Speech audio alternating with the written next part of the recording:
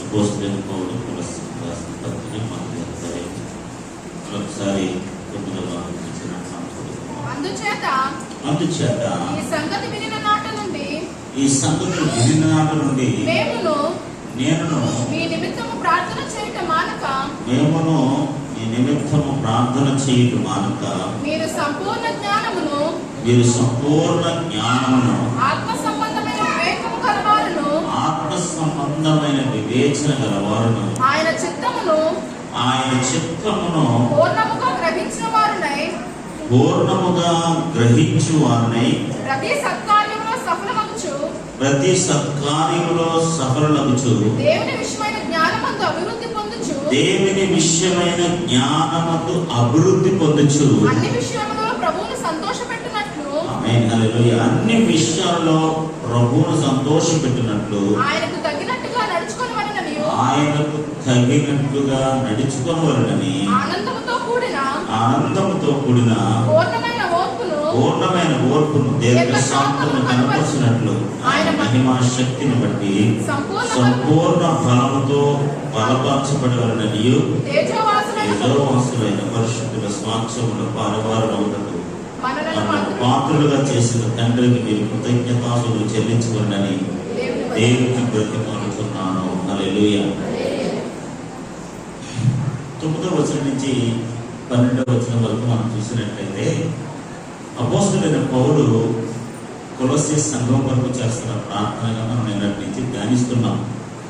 ఆయన ఎవరి కోసం చేస్తున్నాడంటే కొలస్సీలో ఉన్న సంఘం కొరకు ప్రార్థన చేస్తున్నాడు. నిశ్చయముగా వారిని చూడనప్పటికీ కూడా చూడని వారి కొరకు ఆయన ప్రార్థన చేస్తున్నాడు. రెండవది, ఎప్పుడు ప్రార్థన చేస్తున్నాడు? మానక ప్రార్థన చేస్తున్నాడు. ఎల్లప్పుడూ 4వ వచనం ప్రకారం ఎప్పుడు మానలేదంటే వారి కోసం ప్రార్థన చేయలేదు. మూడవదిగా మనం చూసినట్లయితే ఎలా ప్రార్థన చేస్తున్నాడంటే ప్రతి మారుగా ప్రార్థన చేస్తున్నాడు. హల్లెలూయా. 4వది శ్రేష్టమైన సంగతి ఏంటో తెలుసా? వారు ఏమై ఉండాలో, దేవుని బిడ్డలుగా వారు ఏ స్థితిలో ఉండాలో, ఏ పరిస్థితుల్లో ఉండాలో, భౌతికమైన విషయాల్లో కాకుండా, వస్తు సంబంధమైన విషయాల్లో కాకుండా, ధన సంబంధమైన విషయాల్లో కాకుండా ఒక శ్రేష్టమైన సంగతులు వారు కలిగి ఉండాలని, వారు ఆ స్థితిలో ఉండాలని నిశ్చయంగా మనందరికీ తెలుసు కదండి. మనందరం కూడా యేసు ప్రభువుని ఎరగక ముందు చాలా లోక సంబంధమైన దౌర్భాగ్యమైన స్థితి. దేవునిలో, లోకంలో కాదు, దేవునిలో మనం చీకటిలో ఉండేవారు. దేవుని యొక్క ఆశీర్వాదాలు కానీ, దేవుని యొక్క మహిమను కానీ, దేవుని యొక్క శక్తిని కానీ, దేవుని యొక్క లేఖనాలను కానీ ఎరగని వారు, దేవుని యొక్క పరిపూర్ణత గురించి అర్థం కాని వారు, ఆయన ఎవరో దేవుడు అన్నట్టుగా ఉండేవారు. ఆయన ఎరిగిన తర్వాత, ఆయన శక్తిని అర్థం చేసుకున్న తర్వాత మన స్థితి మారింది. ఆమేన్. మన ఆలోచన మారింది, మన పరిస్థితులు మారాయి, మన దివ్య స్థితిలో మార్పు వచ్చింది. ఆమేన్. హల్లెలూయా, హల్లెలూయా. అపోస్తలుడైన పౌలు వారు ఏమై ఉండాలని కోరుకుంటారంటే ఒక మంచి ఉన్నతమైన ఆధ్యాత్మిక విషయాలు వారి జీవితాల్లో దేవుడు అనుగ్రహించాలని వారి కొరకు ప్రార్థన చేస్తున్నాడు. మొట్టమొదటిగా మనం చూసినట్లయితే మీరు సంపూర్ణ జ్ఞానము, ఆమేన్, హల్లెలూయా, సంపూర్ణమైన జ్ఞానం కలిగిన వారిగా ఉండాలని కోరుకుంటున్నాడు. అది మాట్లాడుకున్నాం. రెండవది, ఆత్మ సంబంధమైన వివేచన, ఆమేన్, హల్లెలూయా, ఆత్మ సంబంధమైన గ్రహింపు కలిగి ఉండాలని వారి కొరకు ప్రార్థన చేస్తున్నాడు. మూడవదిగా మనం చూసినట్లయితే చాలా ఉన్నతమైన విషయం ఇది. రెండవది, మొదటి 2 కలిపితే 2 ఒకటే, ఇది మాత్రం రెండవది. ఆయన చిత్తమును పూర్ణముగా సంపూర్ణముగా గ్రహించే వారుగా ఉండాలి. ఆమేన్, హల్లెలూయా. ఇంకో సులువైన భాషలో మనం అర్థం చేసుకోగలిగితే ఆయన ఇష్టం ఏంటో మనం తెలుసుకోకపోతే దాన్ని మనం ఎలా నెరవేరుస్తాం? ఇప్పుడు ఆయన చిత్తాన్ని సంపూర్ణంగా ఎరిగిన వారమై ఉండాలంటే దాని అర్థం ఏంటో తెలుసా? ఆయనకి ఏమి ఇష్టమో మనం ఎరిగిన వారై ఉండాలి, మనకు తెలిసిన వారై ఉండాలి. ఇప్పుడు ఆయన చిత్తం ఏంటో, ఆయన ఇష్టం ఏంటో, ఆయన ప్రణాళిక ఏంటో, ఆయన ఉద్దేశం ఏంటో, ఆయన మనసు ఏంటో, ఆయన తలంపులు ఏంటో, ఆయన మార్గం ఏంటో, ఆయన కార్యాలు ఏంటో, ఆయన శక్తి ఏంటో, ఆయన భయం ఏంటో నీకు తెలియకపోతే మనం ఆయన ఎలా సంతోషపడతాం? ఏమండి? అవునా కదా? మన ఫ్యాన్స్కి శాలరీ ఇష్టం అనుకోండి, మనం పెట్టించి వాళ్ళు ఏం చేద్దాం? సంతోషపడతాం. హల్లెలూయా. ఎందుకు? మనకు తెలుసు వాళ్ళకి ఏమి ఇష్టమో. ఈరోజు దేవుని యొక్క చిత్తాన్ని సంపూర్ణంగా గ్రహించాలి. ఆయనకి ఇష్టమైంది ఏంటో తెలుసుకోవాలి. ఆయన చిత్తం గ్రహించడం అంటే ఆయన మనసును గ్రహించడం, ఆయన ఆలోచనలు గ్రహించడం. ప్రతిదీ కూడా కింద జరిగే ప్రతి కార్యక్రమం కూడా దాని మీద ఆధారపడి ఉంటుందండి. ఇప్పుడు మనం ఆయన చిత్తాన్ని సంపూర్ణంగా తెలుసుకుంటేనే ఆయన సంతోషపడతాం, ఆయనకి తగినట్టుగా జీవిస్తాం, ఆయన జ్ఞానంలో మనం అభివృద్ధి చెందుతాం. ఇప్పుడు ఆయన గురించి, ఆయన చిత్తం గురించి, ఆయన సంకల్పం గురించి పరిపూర్ణంగా మీకు తెలియకపోతే, ఆ వ్యక్తి ఎవరో మీకు తెలియకపోతే, ఆయన మనసు ఏంటో మీకు తెలియకపోతే, ఇప్పుడు ఆయన చిత్తం ఏంటో మనకు తెలియాలి కదా. ఇప్పుడు ఆయన ఎవరో మనకు తెలియాలి కదా. ఇప్పుడు ఒక ఆయన వచ్చాడు, వెనకాల కూర్చున్నాడు, ఆయన కరెక్ట్ మీకు తెలియదు, ఏం చేస్తారు మీరు? నాకు కూర్చొని ఇక్కడ అంటారు. ఆయన ఎవరో మీకు తెలిస్తే ఆయన మీరు గౌరవిస్తారు. ఆమేన్. హల్లెలూయా. ఆయనకి ఏమి ఇష్టమో మీకు తెలిస్తే ఖచ్చితంగా మనం ఏం చేస్తామో తెలుసా? దాన్ని మనం నెరవేరుస్తాము. హల్లెలూయా. హల్లెలూయా. ఆయన ఇష్టం ఏంటో మనకు తెలియకపోతే మనం ఎలా నెరవేరుస్తాం? ఆయనకి నచ్చింది ఏంటో మనకు తెలియకపోతే, అందుకని ఇక్కడ పౌలు అంటాడు, మంచి ప్రార్థన చేస్తున్న వారి కోసం మీరు ఎలా ఉండాలో తెలుసా? ఆయన యొక్క చిత్తాన్ని సంపూర్ణంగా పరిపూర్ణంగా మీరు గ్రహించిన వారై ఉండాలని మీకోసం నేను ప్రార్థన చేస్తున్నాను. హల్లెలూయా. హల్లెలూయా. హల్లెలూయా. దేవుని చిత్తాన్ని తెలుసుకోవడం ఒక అద్భుతమైన ప్రణాళిక, అద్భుతమైన శక్తితో కూడిన విషయం అది.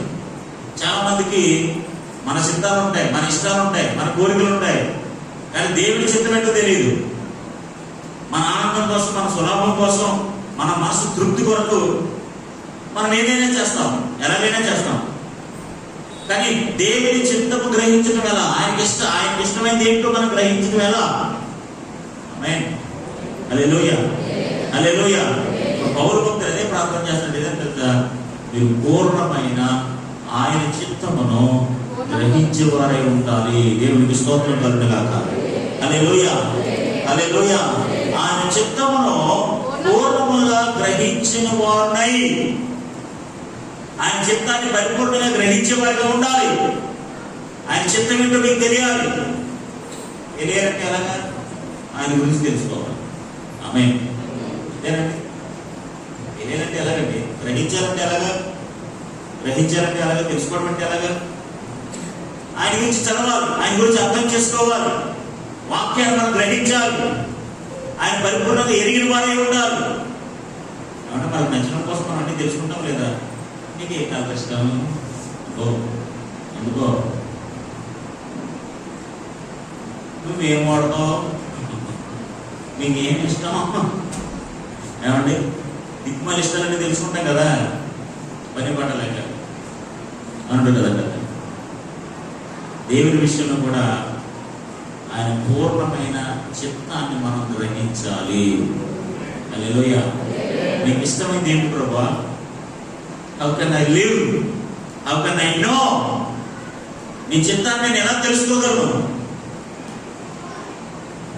నేను పూర్ణంగా మామూలుగా కాదు, సగం తెలుసుకోవడం కాదు. ఆయన గురించి ఏదో కొద్దిగా తెలియడం కుదిరేయడం, కొద్దిగా తెలుసుకోవడం కుదిరేయడం కాదు. అందుకే నేను అడిగినా ఒక మాట చదివాం, మనం దేవుని మర్మమైన క్రీస్తును స్పష్టముగా ఎరిగిన వారమై. దేవుని మర్మమైన క్రీస్తును మనం స్పష్టముగా ఎరిగిన వారై ఉండాలి. స్పష్టంగా తెలియాలి ఆయన ఎవరో. ఈరోజు దేవుని ఎరుగుదలో స్పష్టత ఉండాలి, ఆయన చిత్తాన్ని గ్రహించడంలో సంపూర్ణత ఉండాలి. అప్పుడే ఆయన ఎవరో మనకు అర్థమవుతుంది. దేవునికి స్తోత్రం కలుగుగా. అందుకే నేను చెప్పాను కదా, మీరు లేఖనమును ఎరగని వారే ఉన్నారు, దేవుని శక్తిని ఎరగని వారే ఉన్నారు.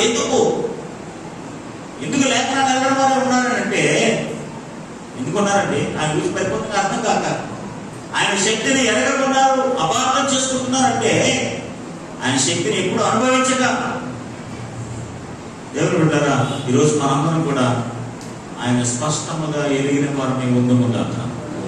హల్లెలూయా. ఇన్ అండ్ అవుట్, లోతు, ఎత్తు, పొడవు, వెడల్పు, పరిపూర్ణతలో, సంపూర్ణతలో అన్ని విషయాలు ఎరిగిన వారినే ఉండాలి. ముఖ్యంగా ఆయన మనసు ఏంటో మనకు తెలియాలి, ఆయన మనస్తత్వం ఏంటో తెలియాలి. మనుషుల పట్ల, వ్యక్తుల పట్ల, ఆయన బిడ్డల పట్ల, ఆయన ప్రాణం పెట్టి రక్షించుకున్న ఆయన బిడ్డల పట్ల ఆయనకి ఎలాంటి మనసు కలుగుతుందో మనం ఎరిగి ఉండాలి.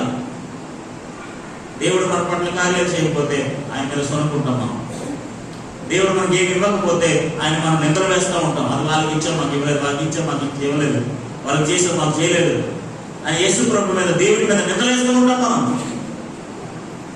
యేసు ప్రభు పరిచయం చేసిన దినాల్లో చాలా మంది ఆయన మీద నిద్ర వేయడానికి ప్రయత్నం చేశారు. ఎందుకంటే ఆయన గురించి తెలియక, ఏంటి మనోడు జడ్డీ గారి ఇంటికి వెళ్తాడేంటి, వాడు ఎంత ఘోరమైన బాధ్యతడు, మనందరి దగ్గర డబ్బులు తెప్పేస్తున్నాడు, అటు ధనాపేక్ష కలిగిన వాడు, మనుషుల్ని పీడిస్తున్నవాడు. కానీ యేసు ప్రభు ఆయన ఇంటికి వెళ్తున్నాడా? ఎందుకు ఆయన ఇంటికి వెళ్తాడు? ఈయన బుద్ధి లేదా? ప్రజలకు అర్థం కాక, ఆయన మనసు అర్థం కాక, ఆయన ప్రణాళిక అర్థం కాక, ఒక వ్యక్తి పట్ల, ఒక పాపి పట్ల ఆయన కలిగిన ఉన్నతమైన సంకల్పం అర్థం కాక, అందుకని పౌలు అంటాడు, పౌలు ఎందుకు ప్రార్థన చేస్తున్నాడు తెలుసా? ఒక శ్రేష్టమైన సంగతి మన జీవితంలో ఉండాలని ప్రార్థన చేస్తున్నాడు. అదేంటో తెలుసా? దేవుని యొక్క చిత్తాన్ని పూర్ణముగా, సంపూర్ణముగా గ్రహించే వారమై ఉండాలి. హల్లెలూయా.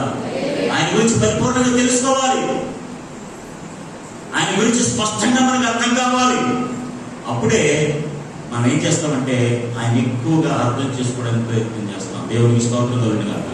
కొన్నిసార్లు 10 సంవత్సరాలు కాపం చేసిన మనోడు అర్థం కాదు, ఆ భర్త అర్థం కాదు, 15 సంవత్సరాలు కాపం చేసిన ఆ భార్య అర్థం కాదు, ఇప్పుడు ఎలా బిహేవ్ చేస్తారు ఎవరికి తెలియదు.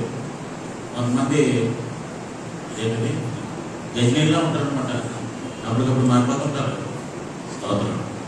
ఏమండి, కొంతమంది భార్యలు భర్తలు గజనీలా ఉంటారు, ఎంత అర్థం చేసుకోవాలో అర్థం చేసుకోలేదు. భార్యలు కూడా అంతేలేండి, 2 బోత్ డిపార్ట్మెంట్ సేమ్, అర్థం కాదు. ఎంత అర్థం చేసుకుందామని ప్రయత్నం చేసినా అర్థం కాదు, మారిపోతుంటారు. పరిస్థితులు బట్టి మారిపోతుంటారు, అన్ని బట్టి మారిపోతూ ఉంటారు. కానీ దేవుడు బిడ్డలారా, ఒకటి మాత్రం మనం గుర్తుపెట్టుకోవాలి, దేవుని విషయమై సంపూర్ణ చిత్తాన్ని కలిగిన వారమై ఉండాలి. హల్లెలూయా. ఇన్ని నాలుగు మనం అర్థం చేసుకోవాలి. ఆయన ఇష్టాన్ని మనం తెలుసుకుని దాన్ని నెరవేర్చడానికి ప్రయత్నం చేయాలి.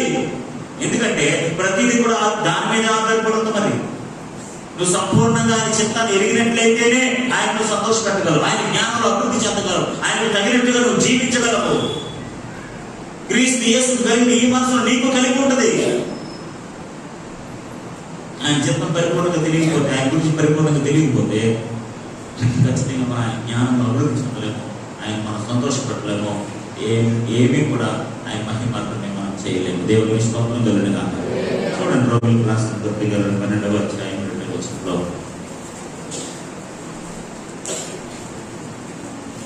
మీరు ఈ లోక మర్యాదను అనుసరింపక,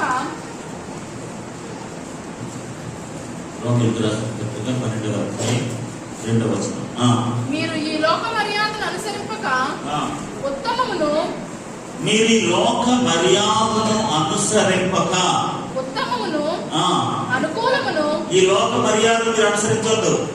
ఈ లోక మర్యాదలను అనుసరిస్తే, లోక మర్యాద గురించి నేను మాట్లాడితే ఇంకో టాపిక్లోకి వెళ్ళిపోతాను. నేను లోక మర్యాద దగ్గరికి వెళ్ళను. దేవునికి స్తోత్రం. హల్లెలూయా. అంటే దాని అర్థం ఏంటి తెలుసు అంటే, లోకాన్ని,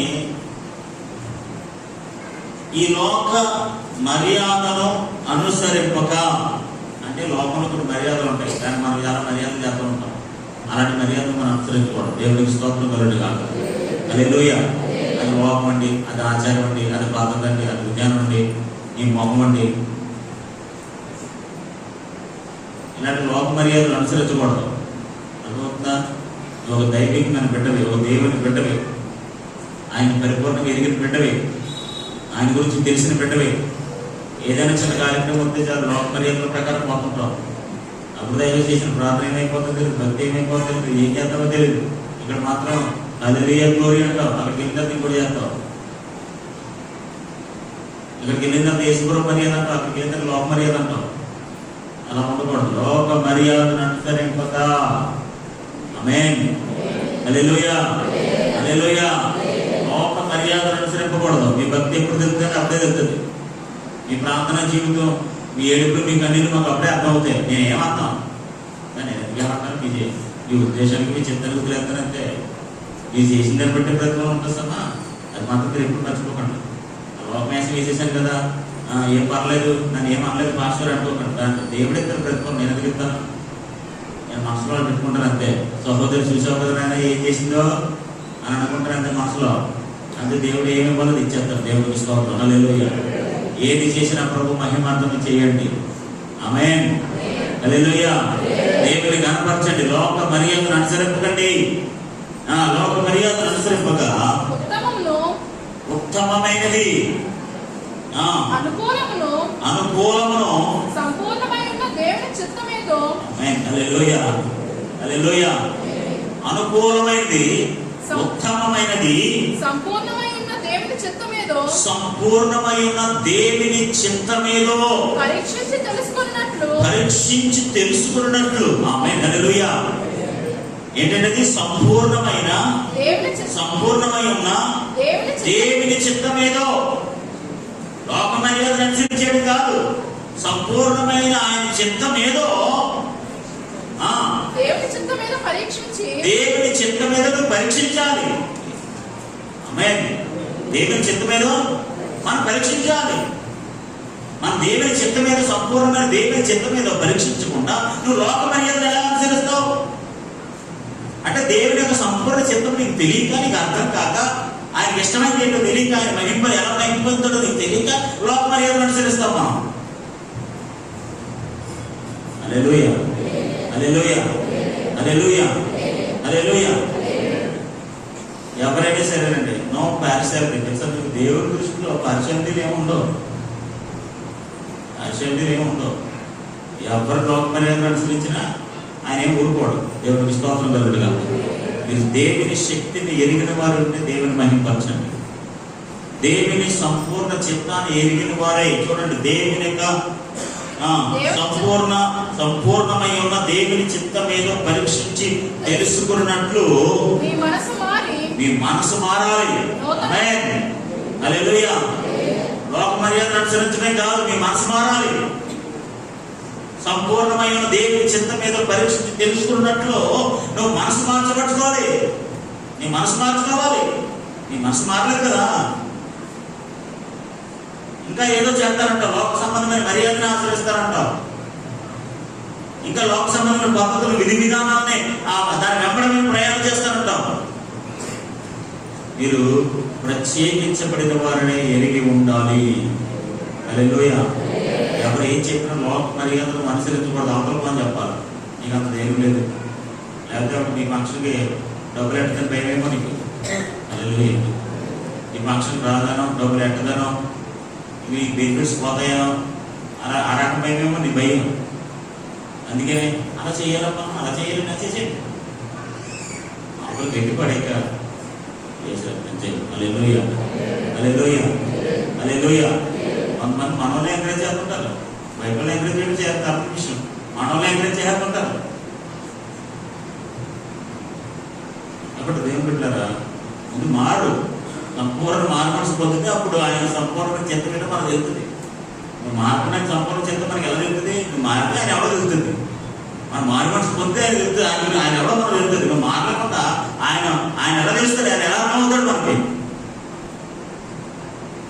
ఆమేన్. హల్లెలూయా. సంపూర్ణమైన దేవుని చిత్తం ఏదో పరీక్షించి తెలుసుకున్నట్లు, సంపూర్ణమైన దేవుని చిత్తమేదో, ఆయనకి ఇష్టమైందేదో నువ్వు పరీక్షించి తెలుసుకున్నట్లు నువ్వు మనసు మార్చుకుని నూతన మగుట వలన రూపాంతరము పొందుడి. హల్లెలూయా. హల్లెలూయా. హల్లెలూయా. దేవుడి బిడ్డలారా, ఇప్పుడు మనం ఏం నేర్చుకోవాలంటే ఆయన చిత్తం మనకు ఎలా తెలుస్తుందంటే, సంపూర్ణమైన ఆయన చిత్తం మనం ఎలాగ పరీక్షించి తెలుసుకుంటామంటే మన మనసు మారితేనే ఆయన సంపూర్ణ చిత్తం ఏంటో మనకు అర్థమవుతుంది. పౌలుగారు ఎంత మంచి ప్రార్థన చేస్తారో తెలుసా అండి? ప్రభువా, పూర్ణమైన నీ చిత్తమును వారు గ్రహించి వారు ఉండాలని నేను బ్రతిమాలుకుంటున్నాను ప్రభువా. హల్లెలూయా. హల్లెలూయా. ఎప్పుడైతే సంపూర్ణమైన చిత్తాన్ని మనం తెలుసుకుంటామో, పరీక్షిస్తామో, అప్పుడు పరిపూర్ణంగా మనం మారిన అయిపోతాం. తెలుసుకున్నట్లు మీ మనసు మారి మన మనసులు మారాలి, మన ఆలోచనలు మారాలి, మన విధి విధానాలు మారాలి. అప్పుడు మారితే ఆయన సంపూర్ణమైన చిత్తం మీద మనం తెలుసుకోవడానికి ప్రయత్నం చేస్తాం. దేవునికి స్తోత్రం కలుగుతుంది. ఆయన మనసు ఏంటో అర్థం అవుతుంది, ఆయన ప్రణాళికలు ఏంటో అర్థం అవుతుంది, ఆయన కార్యాలు ఏంటో మనకు అర్థం అవుతుంది. లేకపోతే మనకి ఏమర్థం అవుతుంది? ఆమేన్, హల్లెలూయా, హల్లెలూయా. అంటే మారితేనే కదా మన ఫలాలు తెలుస్తాయి, అన్నా కదా. మారకుండా మీ ఫలాలు మనకు ఎలా తెలుస్తాయి? మారినట్టు ఉండి నువ్వు గొడవలు పెడుతున్నా మాకు ఎలా తెలుస్తుంది నువ్వు ఫలాలు ఉన్నాయని? మాకు తెలియదు కదా. కాబట్టి దేవుడులారా, ఈ రోజున పౌలు గారి ప్రార్థన ఏంటో తెలుసా? ఉన్నతమైన శ్రేష్టమైన సంగతి మన జీవితంలో ఉండాలని కోరుకుంటున్నాడు. అదేంటో తెలుసా? పూర్ణమైన దేవుని చిత్తాన్ని తెలుసుకోవాలి. హల్లెలూయా, హల్లెలూయా. పూర్ణమైన దేవుని చిత్తాన్ని ఎరిగిన వారమే ఉండాలి. అలా ఎరిగిన వారమే మనం ఉండాలంటే సంపూర్ణమైన ఆయన చిత్తం ఏదో తెలుసుకున్నట్లు మీరు ఏమవ్వాలి? మీ మనస్సులు మారాలి. ఆమేన్. మీ మనస్సు మారితేనే, మీ ఆలోచన విధానం మారితేనే ఆయన చిత్తం మీద సంపూర్ణంగా మీరు తెలుసుకోగలుగుతారు. అప్పుడే లోక మర్యాద మీరు అనుసరించరు, దేవునికి ఇష్టలుగా జీవిస్తారు. దేవునికి స్తోత్రం కలుగుతుంది. హల్లెలూయా, హల్లెలూయా. ఎంతమందికి దేవుని చిత్తం తెలుసుకోవడం ఉంది? ఎంతమందికి దేవుని చిత్తం తెలుసు? పూర్ణంగా ప్రభా నేను సంపూర్ణంగా తెలుసుకోవడం ఉంది ప్రభా అని ఎవరికైనా ఉందా? అంటే మీరు బైబిల్ ఎక్కువ చదవాలి. ఆమేన్, హల్లెలూయా, హల్లెలూయా. దేవుని గురించి, దేవుని వాక్యం గురించి ఎక్కువగా చదివాలి మనం. అప్పుడే మనకు ఆయన అర్థం అవుతాడు. దేవునికి స్తోత్రం కలుగుతుంది. ఆయన సిద్ధాంతపరమైన విషయాలు అర్థమవుతాయి. ఆయన శిలువ పరమైన త్యాగం మనకు అర్థమవుతుంది. ఆయన ఎందుకు ఈ లోకానికి దరిద్రుడిగా దీనుడిగా వచ్చాడో అర్థమవుతుంది. ఆయన ఎందుకు ఇన్ని బాధలు, ఇన్ని తిప్పలు పట్టడం మనకు అర్థమవుతుంది. ఆయన ఎందుకు మన కోసం ఇన్ని బాధలు, ఇన్ని అవమానాలు, ఇన్ని నిందలు, ఇన్ని ఉమ్ములు పడాల్సి వచ్చింది మనకు అర్థమవుతుంది. ఆయన ఎందుకు దెబ్బతిన్నాడో నీకు తెలియదు. సంపూర్ణమైన మార్పర్స్ ఉంటే కదా ఆయన ఎందుకు దెబ్బతిన్నది అర్థమవుతుంది. ఆయన సంపూర్ణమైన చిత్తం మనం ఎలా తెలుసుకుంటాం? మన మార్పర్స్ వస్తే తెలుసుకుంటాం. ఇంకా లోక సంబంధమైన మర్యాదలు అనుసరిస్తూ, లోకంలోనే జీవిస్తూ, లోకంలో జాగిపోతూ, లోక సంబంధమైన ఆచారాల పద్ధతులను అనుసరిస్తూ, లోకంలోనే ఉంటూ, లోక సంబంధంగా మాట్లాడుతూ, లోక సంబంధంగా నడుస్తూ, మాస్టర్ గారు చూడలేదే, దైవం ఎవరు చూడలేదు కదా, ఎవరికి తెలియదు కదా అని అనుకుంటూ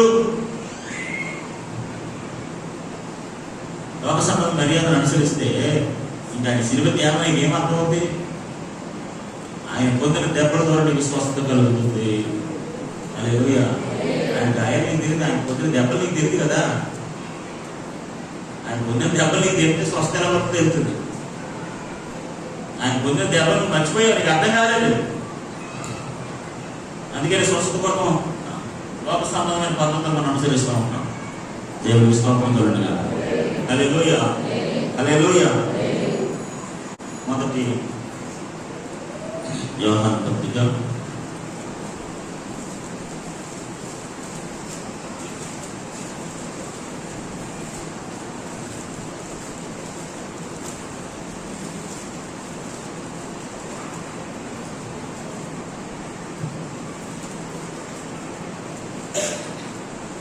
5వ అధ్యాయము మొదటి యోహాను పత్రిక 5వ అధ్యాయం 14వ వచనం. ఆయనను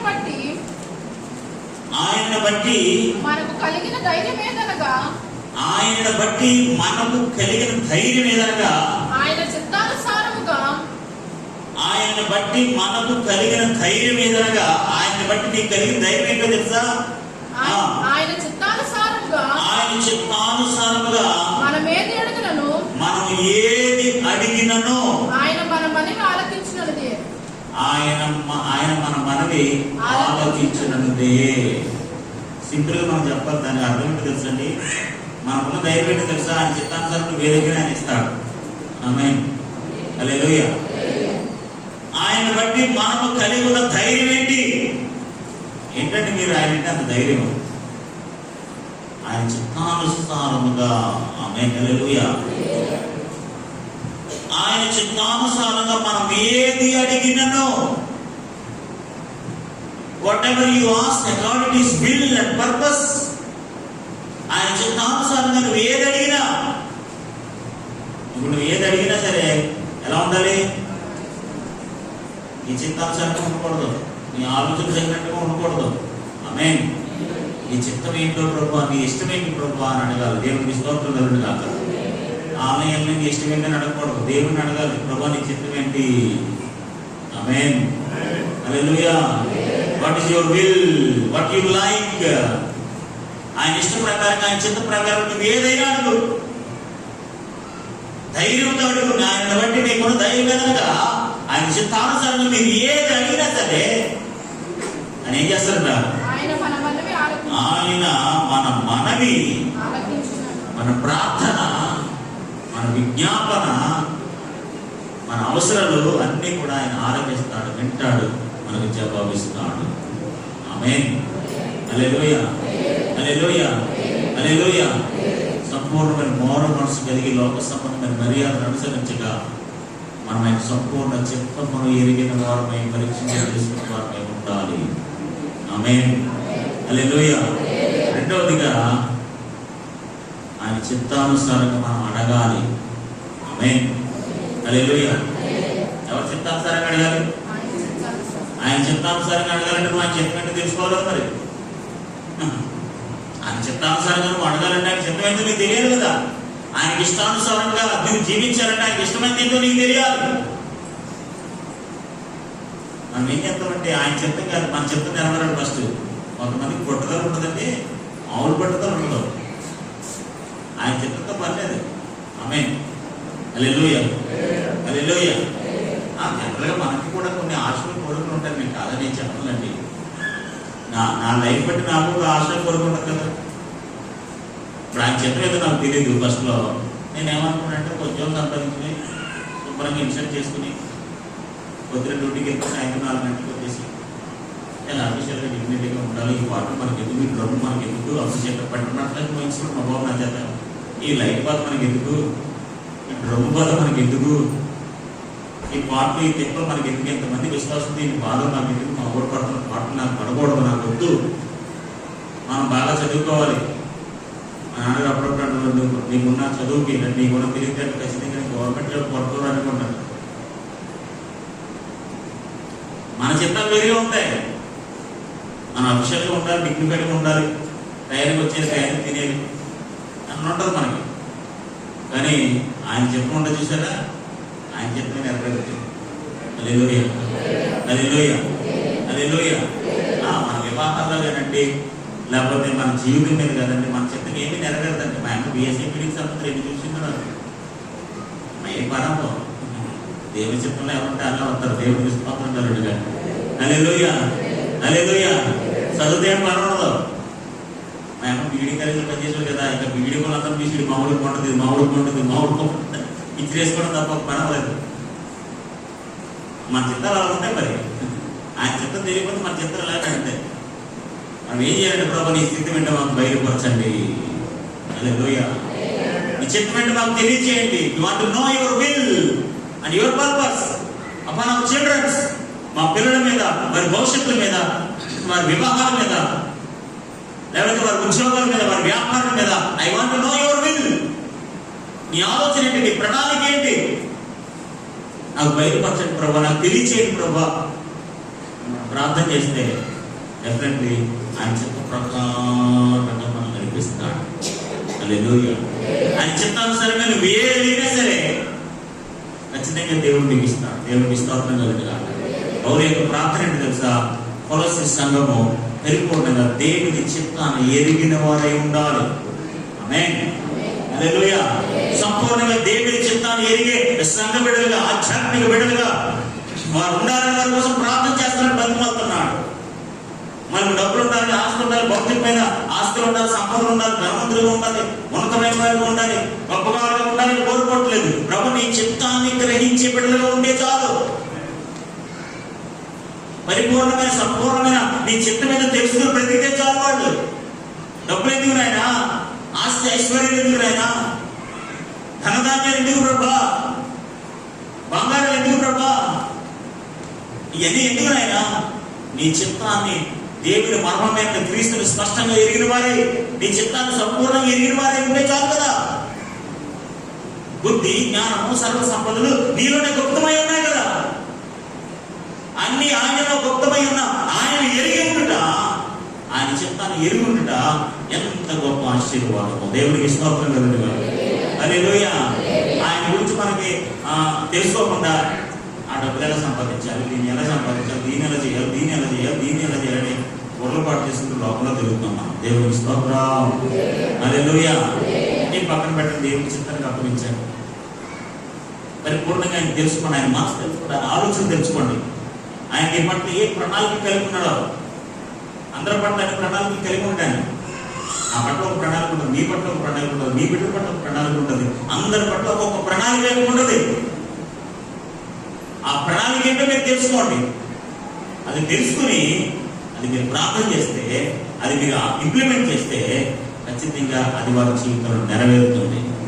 హల్లెలూయా, హల్లెలూయా, హల్లెలూయా. మన చిత్తాలు నెరవేర్చబడవు. గుర్తుపెట్టుకోండి, నీ చిత్తాన్ని, నీ సంకల్పాన్ని నెరవేర్చుకోవడానికి ప్రయత్నం చేస్తే నువ్వే నష్టపోతావు. ఆ నష్టాన్ని, ఆ భారాన్ని నువ్వే భరిస్తావు. దేవుని చిత్తాన్ని, దేవుని సంకల్పాన్ని పక్కన పెట్టాలి. సంపూర్ణంగా నువ్వు ఎరగగా, తెలుసుకోగా, నాకు జ్ఞానం ఉంది, నాకు తెలివితేటలు ఉన్నాయి, నేను ఏదైనా సాధించగలను, నా దగ్గర డబ్బులు ఉన్నాయి కాబట్టి నేను దాన్ని ఎలాగైనా మోల్డ్ చేస్తాను అని అలా ముందు పట్టుదలగా దేవుని చిత్తాన్ని పక్కన పెడితే ఖచ్చితంగా తగిన నష్టాన్ని, తగిన ఫలితాన్ని ఖచ్చితంగా మనం జీవితంలో అనుభవిస్తాం. గుర్తుపెట్టుకుంటే ఏం పెట్టారు, దేవుని చిత్తం ఏదో పరీక్షించి తెలుసుకోవాలి. ఏమంటే ప్రభుత్వ రాసిన పత్రికలో ఆయన సంపూర్ణ చిత్తం ఏదేదో ఏం చేయాలంట, పరీక్షించి తెలుసుకోవాలి.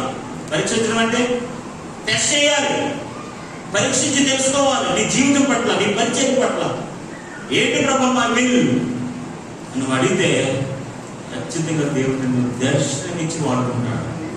ఆమేన్. హల్లెలూయా, హల్లెలూయా, హల్లెలూయా. మన చిత్తానుసారంగా ఎన్ని ప్రయత్నాలు చేసినా ఎవరికి దేవుని చిత్తమే నెరవేరుతుంది.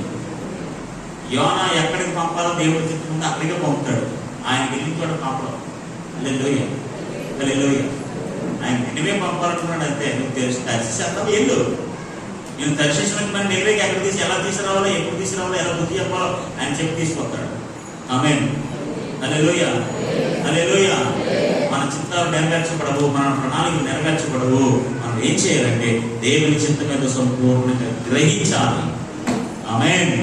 హల్లెలూయా. మనం మారు మనసు పొందాలి. మారు మనసు పొందితేనే ఆయన సంపూర్ణమైన చిత్తాన్ని మనం ఎరిగిన వారంగా ఉంటాం. ఆయన చిత్తానుసారంగా మీరు ఏదైనా సరే మీ చిత్తంలో మీరు వెళ్ళకండి, మీ చిత్తంలో మీరు ప్లాన్ చేయకండి, మీ ఆలోచన బట్టి ప్లాన్ చేయకండి. దేవుని చిత్తాన్ని పరీక్షించి తెలుసుకోండి. దేవుడే ఒక అద్భుతమైన దర్శనం ఇచ్చి మిమ్మల్ని బలపరచును గాక. ఆయన చిత్తమే మీ జీవితంలో నెరవేరును గాక. హల్లెలూయా. కొలస్సీయులకు రాసిన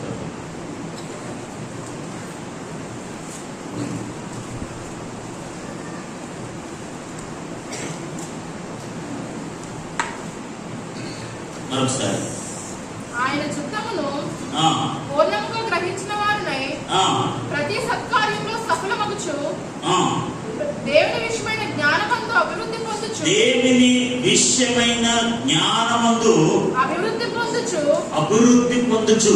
ఆమేన్. హల్లెలూయా, హల్లెలూయా. అభివృద్ధి పొందడం అంటే తెలుసుకోవటం. అభివృద్ధి పొందడం అంటే ఏంటండి? తెలుసుకోవటం. ఇప్పుడు 5th class, 6th class, 7th class అదేంటది? అభివృద్ధే. 5th, 6th, 7th అభివృద్ధే. కానీ అభివృద్ధి అనగా అర్థం ఏంటో తెలుసా? 5వ తరగతి కన్నా 6వ తరగతిలో ఎక్కువ జ్ఞానం తెలుసుకుంటాడు, వాడు ఇంకా ఎక్కువ విషయాలు తెలుసుకుంటాడు. 7వ తరగతిలో ఇంకా ఎక్కువ విషయాలు తెలుసుకుంటాడు. 10th క్లాస్లో ఇంకా ఎక్కువ విషయాలు తెలుసు. అది అభివృద్ధి అంటే. ఆమేన్. హల్లెలూయా. ఇక్కడ పౌలు భక్తి యొక్క ఆలోచన ఏంటో తెలుసా? మీరు జ్ఞానము కలిగి ఉండటం గొప్ప కాదు, ఆ జ్ఞానంలో మీరు అభివృద్ధి చెందాలి. ఆమేన్. హల్లెలూయా, హల్లెలూయా. ఆయన చిత్తము తెలుసుకోవటం కాదు, ఆయన్నే తెలుసుకోవాలి. ఆమేన్. హల్లెలూయా. ఆయన జ్ఞానము, ఆయన వివేచన, గ్రహింపు ఉండడం కాదు, ఆ గ్రహింపులో, ఆ జ్ఞానములో మనం ఇంకా ఇంకా ఇంకా ఇంకా అభివృద్ధి చెందాలి, ఇంకా ఇంకా తెలుసుకోవాలి. ఆమేన్. హల్లెలూయా, హల్లెలూయా. ఆ జ్ఞానం మనం తెలుసుకోలే ఉంటే కుదరదు, తెలిసిన విషయం కుదరదు. అందులో ఇంకా అభివృద్ధి చెందాలి. అదే పౌరు భక్తులు కోరుకుంటున్నాడు. దేవునికి స్తోత్రం కలుగును గాక. హల్లెలూయా.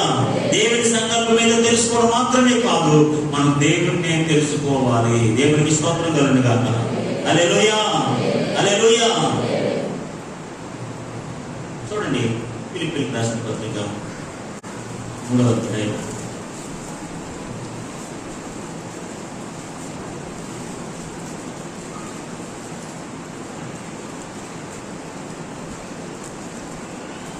10వ వచనం. ఏ విధము చేతనైనను అందరూ తీశారండి. ఫిలిప్పీయులకు రాసిన పత్రిక 3వ అధ్యాయం 10వ వచనం. ఏ విధము చేతనైనను ఏ విధము చేతనైనను మృతులలో నుండి నాకు పునరుద్ధానము కలుగువలెనని ఆయన మరణ విషయములో ఏ విధము చేతనైనను మృతులలో నుండి నాకు పునరుద్ధానం కలగవలెనని ఆయన మరణ విషయములో సమాన అనుభవము గలవాడినై ఆయనను ఆయన పునరుద్ధాన బలమును ఎరుగు నిమిత్తము తెలుసుకుని నిమిత్తము అభివృద్ధి చెందు నిమిత్తము ఆయన శ్రమలో పాలువాడకుట ఎట్టిదో ఎరుగు నిమిత్తము తెలుసుకుని నిమిత్తము సమస్తమును నష్టపరచుకొని ఆయన తెలుసుకోవడం కోసం ఆయనను ఆయన పునరుద్ధాన బలమును ఆయన ఏ విధంగా శ్రమ పడ్డాడో ఆ శ్రమలో సమస్తమును పాలువాడు ఎట్టిదో తెలుసుకోవడానికి సమస్తమును నష్టపరచుకొని నేను సమస్తాన్ని నష్టపరుచుకున్నాను. వాటిని పెంటతో సమానముగా ఎంచుకొనుచున్నాను.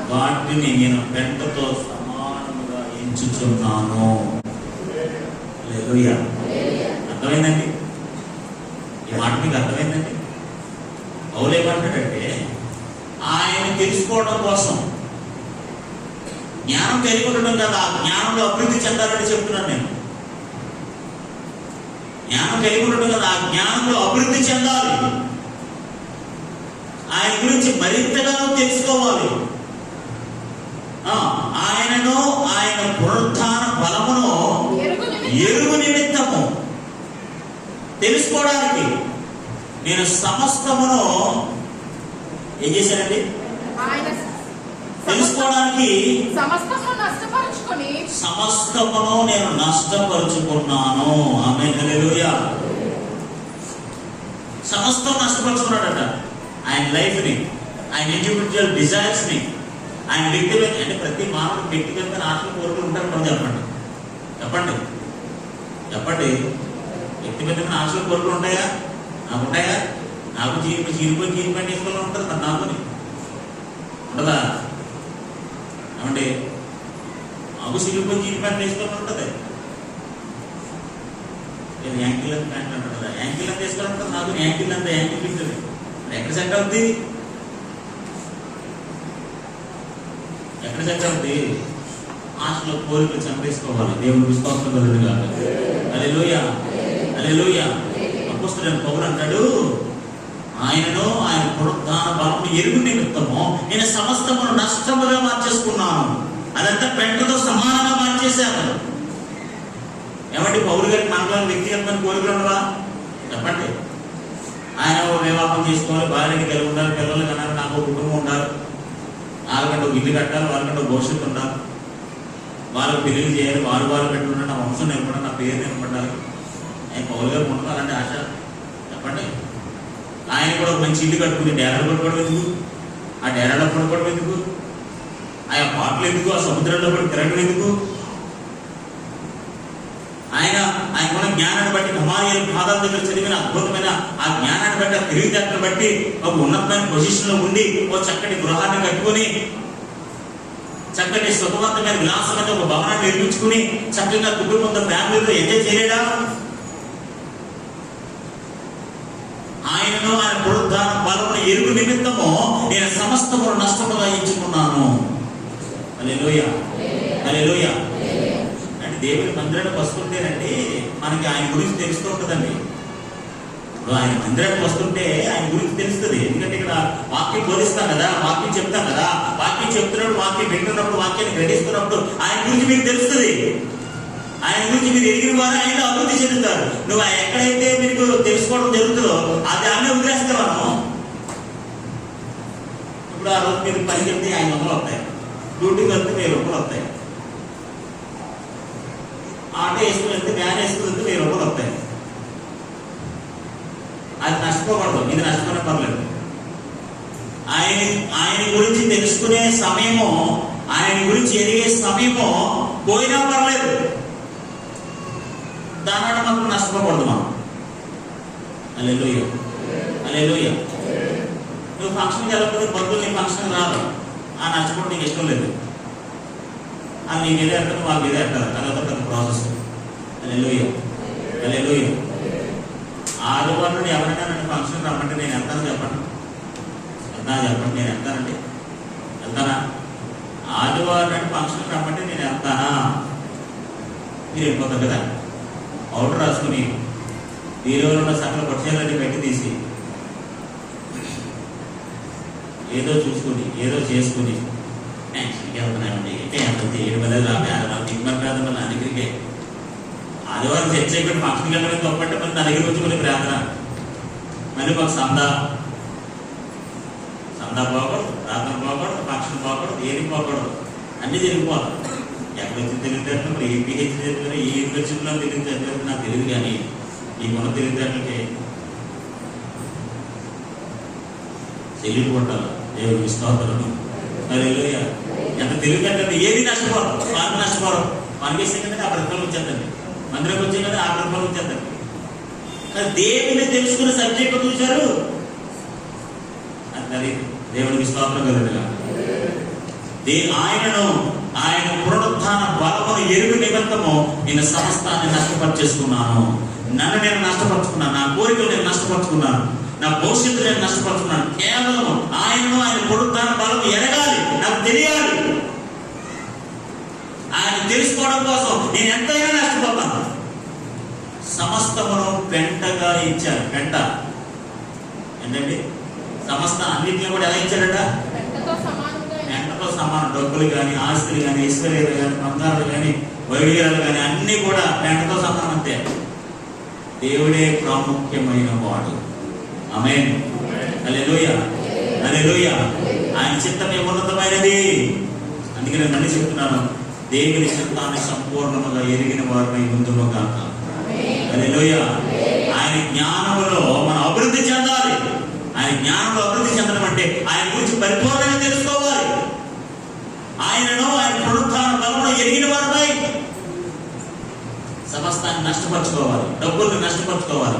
దేవుని మందిరం కొరకు, ఆయన సహవాసం కొరకు, ఆయన వాక్యం కొరకు, ఆయన ఆశీర్వాదాల కొరకు, ఆయన మేలుల కొరకు, ఆయన సహవాసం కొరకు, ఆయన కొరకు నువ్వు ఏది నష్టపోయినా పర్లేదు, దేవునికి ఉన్నతంగా రెట్టింపిస్తాడు. దేవునికి స్తోత్రం కలుగును గాక. హల్లెలూయా.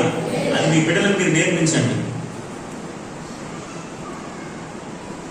ఆ సత్యాన్ని, ఆ ఉన్నతమైన విషయాన్ని మీ బిడ్డలకు మీరు నేర్పించండి, నూరిపోయండి. మనం డబ్బులు రాకపోయినా పర్లేదు రా, నువ్వు దేవుడి మందిరానికి రా. మనకు ఆస్తి రాకపోయినా పర్లేదు రా, మన దేవుడి మందిరానికి రా. దేవుని గురించి తెలుసుకో. ఆయన గొప్పవాడు, ఉన్నతుడు. ఆయన గురించి నువ్వు తెలుసుకుంటే అది నీకు ఆశీర్వాదం, నీకు మేలు, నీకు ప్రతిఫలము. దేవుని గురించి తెలుసుకుని ఆయనలో ఉన్న ఆశీర్వాదం గురించి నువ్వు తెలుసుకుంటానండి, ఈ లోపల ఏది నీకు అక్కర్లేదండి. ఆమేన్. హల్లెలూయా. దేవుని గురించి పరిపూర్ణంగా తెలుసుకుని ఆయనలో ఏమున్నాయి, ఆయన గొప్పతనం ఏంటి, ఆయన శక్తి ఏంటి, ఆయన మహిమ ఏంటి, ఆయన ఆశీర్వాదం ఏంటి, ఆయన జ్ఞానం ఏంటి, అన్ని మీకు అర్థమైతే తెలిస్తేనండి ఈ లోపల ఏది మీరు కోరుకోరండి. ఆమేన్. హల్లెలూయా, హల్లెలూయా. పౌలు భక్తుడు అంటాడు, ఆయన పునరుత్థాన బలమును ఎరుగు నిమిత్తము నేను సమస్తము నష్టపరుచుకుని సమస్తాన్ని పెంటగా ఎంచుకుంటున్నాను. హల్లెలూయా, హల్లెలూయా. దేవుని కన్నా, ఆయన సన్నిధి కన్నా, ఆయన కన్నా, ఆయన వాక్యం కన్నా బలమైంది, స్థిరమైంది, గొప్పది ఏదీ లేదు. ఆమేన్. హల్లెలూయా. అన్నిటికంటే, అందరికంటే ఆయనే గొప్పవాడు. ఆమేన్. మీ భర్తలకి, మీ పిల్లలకి, మీ కుటుంబానికి నేర్పించండి. ఫస్ట్ ఒకరోజు వ్యాపారానికి వెళ్ళిపోతే, ఒకరోజు ఉద్యోగానికి వెళ్ళిపోతే, దేవుడు మానేసి ఉద్యోగం వ్యాపారానికి వెళ్ళిపోతాయి, నీకు డబ్బులు వస్తాయి, కానీ దేవుని ఆశీర్వాదాలు రావు. ఆయన గురించి నువ్వు తెలుసుకోలేదు, ఆయన గురించి నీకు అర్థం కాదు. డబ్బులు వస్తాయి, ఎందుకు? సాయంత్రం పోతాయి, ఎల్లుడికి పోతాయి, ఇంకో రోజు పోతాయి. కానీ ఆయన గురించి నువ్వు తెలుసుకుంటే అది నీ మనసులో ఉంటుంది. ఆమేన్. హల్లెలూయా. ఆయన గురించి నీకు అర్థం అవుతే, ప్రతి సమస్యలో, ప్రతి ఇబ్బందులో ఆయన ఎలాంటి వాడు నీకు అర్థం అవుతే ఖచ్చితంగా ఒక పరిష్కారం నీకు వస్తుంది. దేవుని యొక్క జ్ఞానము అనేక విషయాల నుంచి మనం తప్పిస్తుంది. దేవుని బిడ్డలారా, అనేక శ్రమ నుంచి, అనేక ఆపదల నుంచి ఆయన జ్ఞానము మనం విడిపిస్తుంది. దేవుని వాక్యం మనకు గుర్తు చేస్తుంది, సమయోచితమైన జ్ఞానం ఇస్తుంది. ఆ పరిస్థితులను ఎలా మాట్లాడాలి, ఆ పరిస్థితులను ఎలా తప్పించబడాలో దేవుని వాక్యం నీకు బోధిస్తుంది. హల్లెలూయా. ఆయన పునరుత్థాన బలమును ఎరుగు నిమిత్తము నేను సమస్తమును నష్టపరుచుకున్నాను, సమస్తాన్ని పెంటగా ఎంచుకున్నాను. హల్లెలూయా. ఆయన కోసం ఏదైనా వదిలేసుకోండి. యేసు ప్రభు ఈ లోకానికి రావడం కోసం తన మహిమను విడిచిపెట్టాడండి. ఆయన సింహాసనాన్ని విడిచిపెట్టాడండి. రిక్తుడిగా చేసుకున్నాడు. ఎంప్టీడ్ హిమ్సెల్ఫ్, ఖాళీ చేసేసుకున్నాడండి ఆయన ఈ లోకానికి రావడానికి. ఎందుకు ఆయన మహిమను విడిచిపెట్టాలి? ఎందుకు ఆయన సింహాసనాన్ని విడిచిపెట్టాలి? ఎందుకు ఆయన రిక్తుడిగా చేసుకోవాలి? ఎందుకంటే మీకోసం, నా కోసం. దేవుడికి స్తోత్రం కలుగునుగాక. హల్లెలూయా. మనందరం కూడా ఆయన చిత్తాన్ని సంపూర్ణంగా ఎరిగి ఆయన జ్ఞానంలో అంచెలంచెలుగా అభివృద్ధి చెందినట్లుగా ప్రభు మనకు సహాయం చేయనుగాక.